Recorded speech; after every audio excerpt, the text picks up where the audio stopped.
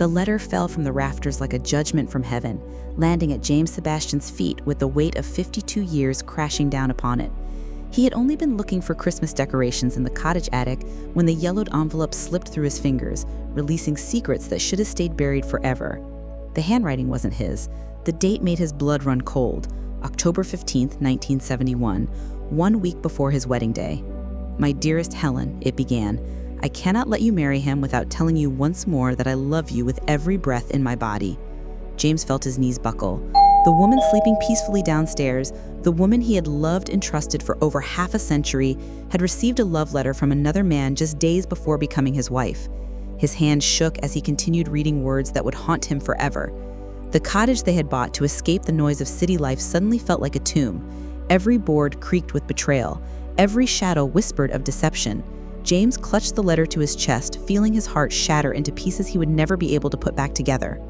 Who was this man, and why had Helen kept this secret locked away in their attic like a ticking bomb, waiting to destroy everything James thought he knew about their life together? The golden years of their retirement had just turned to ash, and James Sebastian was about to discover that sometimes the people we love most are strangers wearing familiar faces. Sleep became a stranger to James Sebastian after that night. Every time Helen smiled at him across the breakfast table, every time she hummed while tending her garden, he wondered what other secrets lived behind those gentle eyes. The letter had been signed, "Forever yours, Michael." Michael who?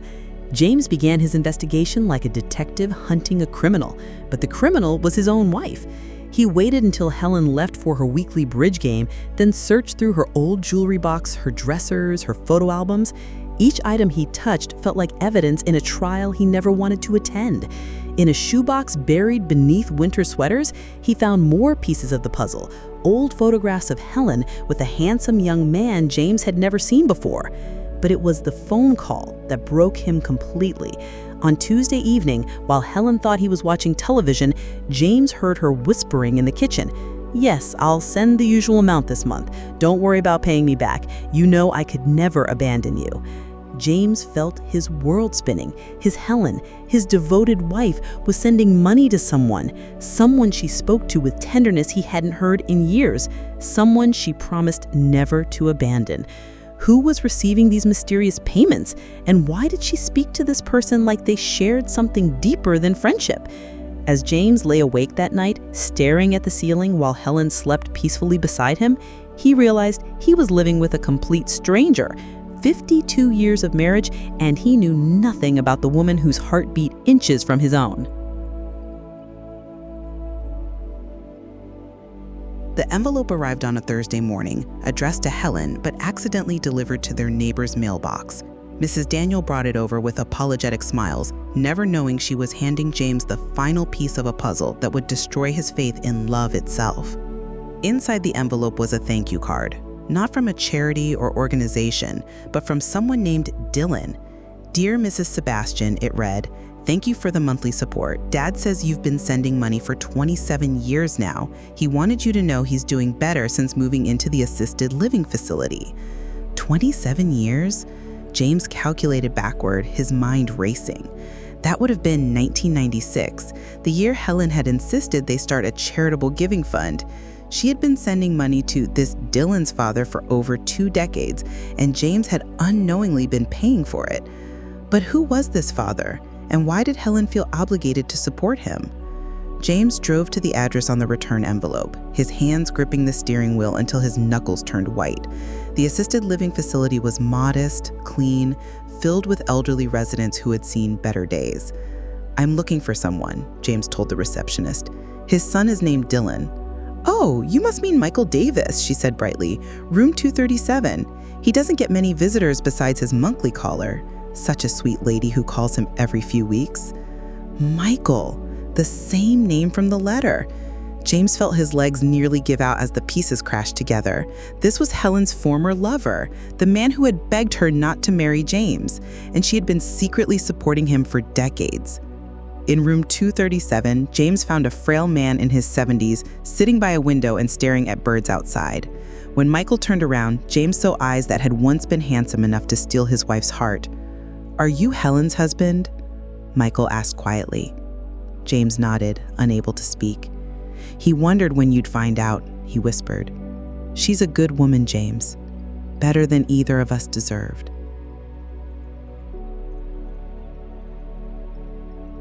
James drove home in a fury that threatened to consume everything good he had ever believed about love, marriage, and the woman who had shared his life for 52 years. She had lied to him, not once, not twice, but every single day for decades. Every time she balanced their checkbook, every time she mentioned their charitable giving, every time she kissed him goodnight, she had been living a lie. Helen was in the garden when he arrived, tending to the roses they had planted together just last month. She looked so peaceful, so innocent, that James felt his rage double. How could someone who looked so pure have deceived him so completely? "Helen," he called out, his voice shaking with barely controlled anger. "We need to talk." She looked up from her roses, dirt smudged on her cheek, and smiled the same smile that had captured his heart in 1971. "Of course, darling. Just let me finish with these. Now, Helen, we need to talk now." Something in his tone made her stand up quickly, wiping her hands on her gardening apron. She started walking toward him, concern replacing her smile. "James, what's wrong? You look like you've seen the..." The words died in her throat as her eyes rolled back. Her body crumpled like a flower cut from its stem, collapsing onto the stone path with a sound that would echo in James' nightmares forever. "Helen!" He rushed to her side, his anger instantly replaced by terror. "Helen, stay with me!" But she was already gone somewhere he couldn't follow. The stroke had stolen her voice, her movement, her ability to explain or defend herself. In one cruel moment, fate had silenced the woman who had so much explaining to do. As the ambulance sirens wailed in the distance, James held his unconscious wife and realized that sometimes God's timing is the cruelest mercy of all. The Helen who came home from the hospital was not the woman James had married. She could not speak, could not move her left side, could barely swallow the water he helped her drink. The stroke had left her trapped in a body that no longer obeyed her will.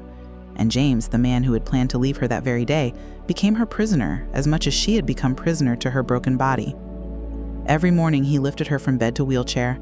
Every afternoon he fed her soup one spoonful at a time. Every night he helped her with needs so intimate that both of them kept their eyes averted in shame. The rage that had burned so bright began to transform into something more complicated. How could he hate a woman who could no longer defend herself? How could he leave someone so helpless? But how could he forgive someone who had deceived him for so long? In the silence of their cottage, James found himself talking to God more than he had in decades. Not the polite prayers of Sunday service, but the desperate, angry prayers of a man whose faith was being tested beyond all endurance. "Why now?"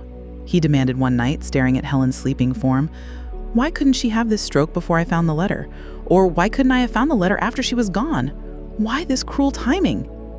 But in the stillness that followed his anger, James began to hear something else. A quiet voice that seemed to whisper from everywhere and nowhere. "You have seen her secrets, James, but have you seen her pain?" He began to remember things he had forgotten. How Helen always changed the subject when they talked about having children. How she would sometimes stare out windows with a sadness he could never understand. How she had insisted on moving far from the city where she had grown up. Had she been running from something?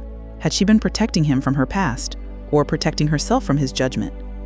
Night after night, as he sat beside her bed, listening to her labored breathing, James felt his anger slowly giving way to something he had never expected, the beginning of understanding. 3 months into Helen's care, James experienced something that would change him forever. It was a Tuesday night, and Helen had been restless, making small sounds of distress that broke James's heart. He had been sitting in the chair beside her bed, reading his Bible for the first time in years, searching for answers that seemed to hide between familiar verses. "I don't understand," he whispered to the empty room. "I don't understand any of this." That's when he heard it. Not an audible voice, but something deeper than sound, clearer than thought. "You have judged her for her secrets, James, but you have never asked why she kept them." The words hit him like lightning.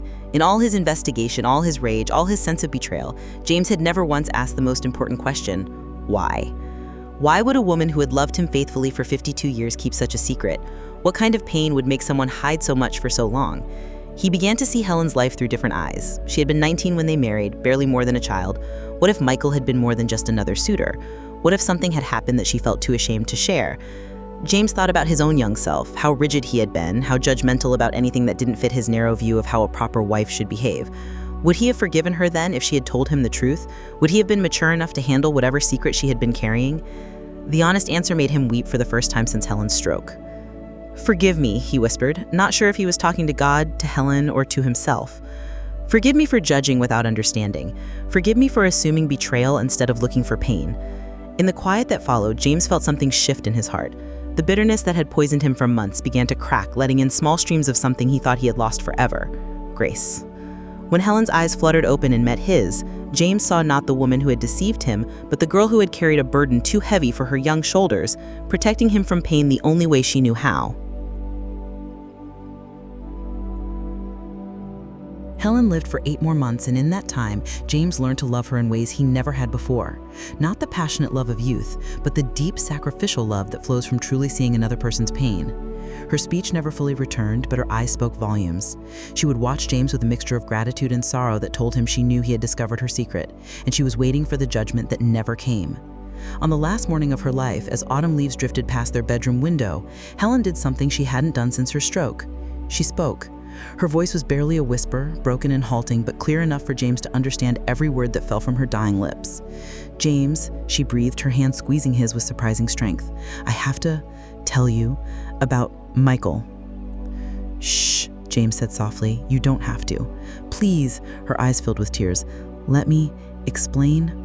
And so, in the golden light of her final morning, Helen told him the truth that had haunted her for 52 years. She had loved Michael first, deeply, completely. They had planned to marry until she discovered she was pregnant. But Michael panicked, disappearing for months, leaving her alone and terrified. When he finally returned, it was too late. She had lost the baby, and James had already proposed. "I married you because you were good," she whispered, "but I kept loving him because of what we lost." The money she had been sending wasn't for Michael alone. It was for the memory of a child who had never taken his first breath, a son or daughter who had lived only in Helen's heart for over half a century. "He lost everything after I married you," Helen continued, each word costing her tremendous effort. "His family, his job, his hope. I couldn't let him die in poverty, knowing I had chosen security over love." James felt his heart break in an entirely new way. This wasn't betrayal. This was a woman who had spent her entire married life trying to balance love and duty, carrying guilt for choices she had been too young to make wisely. "The baby," James whispered. "When did you lose the baby?" Helen's tears fell freely now. 3 days before you proposed. I was going to tell you everything. But you were so happy, and I was so broken, I thought I could live with the secret." She died that afternoon, her hand in his, her burden finally shared, her secrets finally safe in the heart of the man who had learned to love her brokenness as much as her beauty. The funeral home had never seen anything like it. When James Sebastian walked down the center aisle, followed by a homeless man in a borrowed suit, every head turned in shock. The whispers started immediately. Who was this stranger at Helen Sebastian's funeral? Why was he being treated with such honor? Michael Davis had aged hard. The years of alcohol, regret, and poverty had carved deep lines into his face. He walked with the careful steps of a man who wasn't sure he belonged anywhere, especially not in a church full of respectable people, mourning a respectable woman. But James had insisted. After Helen's confession, he had driven straight to the assisted living facility and found Michael sitting in the same chair by the same window. "She's gone," James had said simply. Michael had wept like a child. "I want you at her funeral," James continued, his voice steady despite the magnitude of what he was offering. "She loved you once. She never stopped carrying that love, even after she chose me." Now, standing at Helen's casket, James spoke words that stunned everyone in attendance. "My wife Helen was not a perfect woman," he began, his voice carrying across the silent room. "She made choices based on fear instead of faith. She kept secrets that hurt her more than they protected her. But she was also the most loving woman I ever knew." He turned to look at Michael, who sat in the front row with tears streaming down his weathered face. "Love is not about perfection. It's not about never making mistakes or never causing pain. Love is about what we do with our brokenness. Helen spent 52 years trying to balance the love she had lost with the love she had chosen. She never stopped caring for the man who had broken her heart, because that's who she was. She never stopped loving me, even though I was too proud to understand the burden she carried. After the service, as mourners filed out in confused silence, James and Michael stood alone beside Helen's casket. "I hated you," James said quietly. "For months, I hated you for taking something that belonged to me." Michael nodded. "I hated myself too." But Helen didn't hate either of us. She loved us both in different ways for different reasons. And maybe that's not betrayal. Maybe that's just what love looks like when life gets complicated. The two men stood in silence for a long moment, two broken hearts united by the woman who had loved them both. Then James did something that surprised even himself. He reached out and took Michael's hand. "Thank you," James whispered, "for teaching her how to love deeply. It made her a better wife, even if I was too blind to see it." Michael squeezed his hand in return. "Thank you for loving her when I wasn't brave enough to stay." 6 months after Helen's funeral, James Sebastian sat in his cottage garden, tending the roses Helen had planted. The letter that had started his journey lay on the table beside him, no longer a weapon of betrayal, but a reminder of how complicated their love was. Michael visited once a month now. They would sit together in comfortable silence, two old men who had learned that loving the same woman hadn't made them enemies, it had made them brothers. On quiet evenings, James would read Helen's confession letter, the one she had written but never had the courage to give him during their marriage. He had found it in her jewelry box after the funeral, sealed in an envelope marked, "If I die before I find the courage." In it, she had explained everything: the pregnancy, the loss, the guilt, the monthly payments to Michael's assisted living facility, the decades of carrying a secret that grew heavier each year. "I married you because you were safe," she had written, "but I stayed married to you because I came to love you deeply. You became my home. I know that keeping this from you is wrong, but I have not got the courage to tell you yet. I know that keeping secrets makes me a liar, but I also know that my love for you was real, even if it wasn't simple." James understood now that their love was not simple. It was complicated, messy, full of choices that made no sense sometimes. He had spent months angry at Helen for betraying him, only to discover that she had never betrayed him at all. She had loved him the only way she knew how, carrying her first love like a scar and her second love like a gift. The real betrayal for him would have been if she had loved him less because of what came before. The real betrayal for him would have been if she had chosen to be cruel instead of kind, bitter instead of generous. On Sundays, James visited Helen's grave with flowers from her garden. He would tell her about Michael's visits, about the roses blooming, about the strange peace he had found in finally understanding her heart. "I forgive you," he would whisper to the headstone, "but more than that, I thank you. Thank you for showing me that love isn't about perfection. It's about grace." And in the quiet of the cemetery, with wind rustling through oak trees and birds singing Helen's favorite songs, James finally felt God's love flowing through him, washing away the last bitter traces of a betrayal that he still felt in his heart. Love, he had learned, was not about being the only one. It was about being chosen, day after day, by someone who could have chosen differently. Helen had chosen him for 52 years. That was enough. That was everything.